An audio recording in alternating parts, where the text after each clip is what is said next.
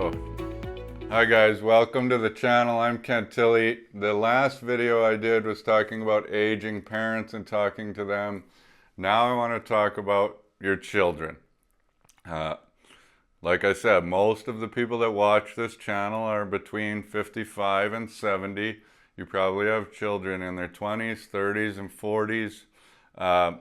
And our deputy finance minister today was talking about the grocery rebate that's coming out, and you see all the time the government is giving these, sort of rebates or money to people that are struggling, which is a huge portion of our population and could potentially be your children. The first thing I want to talk about is talking to your kids about money and asking them if there are areas where they are struggling. I know that there's sort of this idea in, pull up your bootstraps and do these things and work hard and you'll get over the hump or whatever, but it's not that easy anymore. Your mortgage costs are going up, 40 to 60%. Groceries have gone up, 20%. Your wages are not going up. Childcare is extremely expensive. There's debt.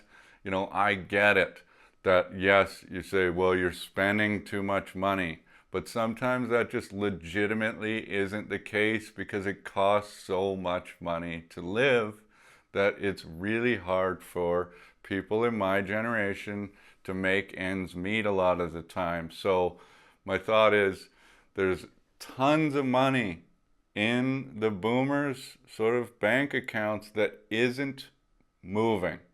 It's not doing anything. It's not helping the economy.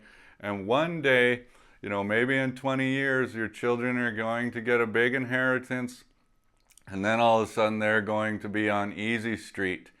Well, why can't we talk about the idea of helping them out a little bit more now so that their lives are a little bit easier and reducing that inheritance later in life when maybe you don't need as much?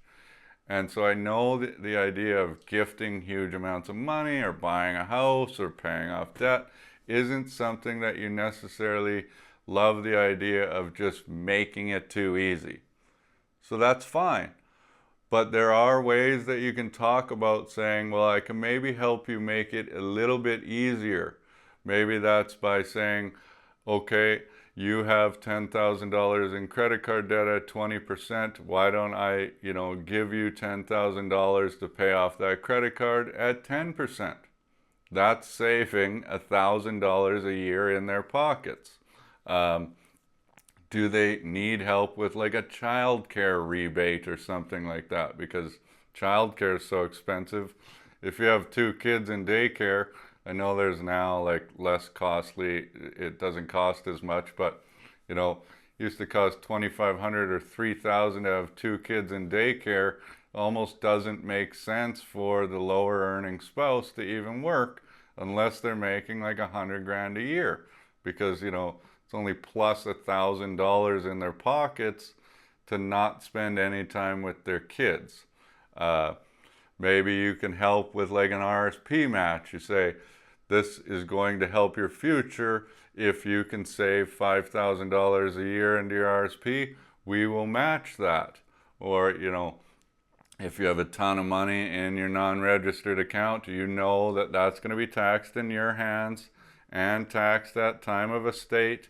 Well, maybe you can gift them $6,500 per year to put into their TFSA. That way, that money is exchanging hands in a more tax efficient manner. A renovation loan would help. That will increase the equity in their house, but maybe you can give them a loan that says, okay, for 3% or 4%, because what are you making on the investments? Or would that be more helpful in your children's hands?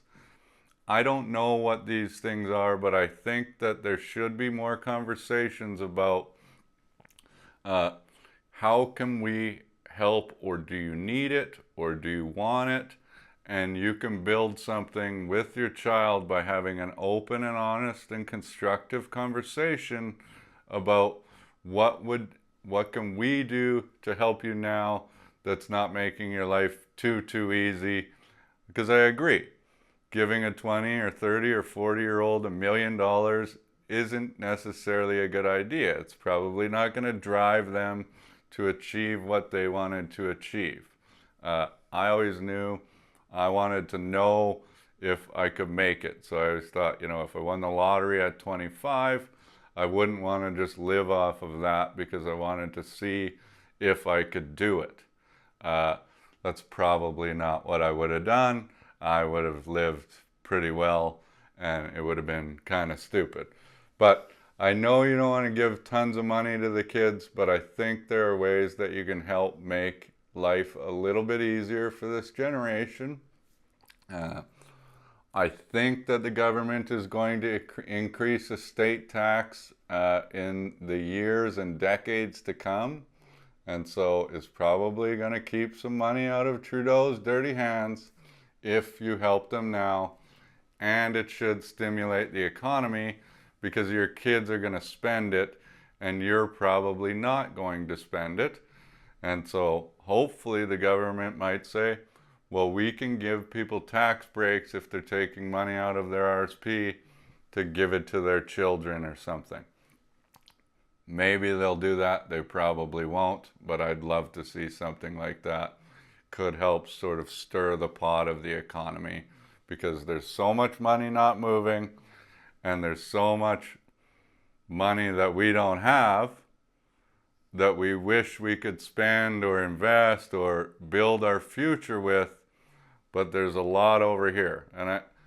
And before any of this, don't go and start giving your kids money if you don't know if your retirement plan is going to work.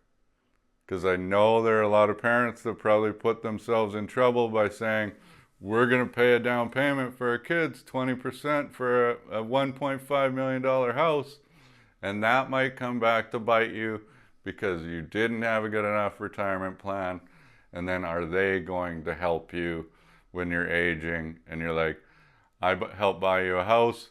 Can you put me in this terrible nursing home? So there's a lot to this. I know. I just kind of wanted to open up the conversation and say, we are struggling.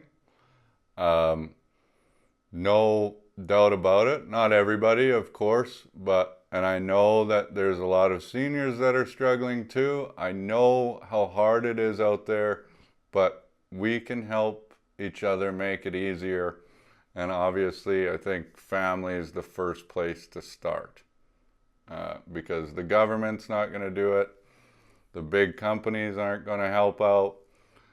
Small employers are going to try. You know, you can't get a loan to start a business. Maybe your kid has a dream to start a business and you can give them a loan or get equity in their company or something.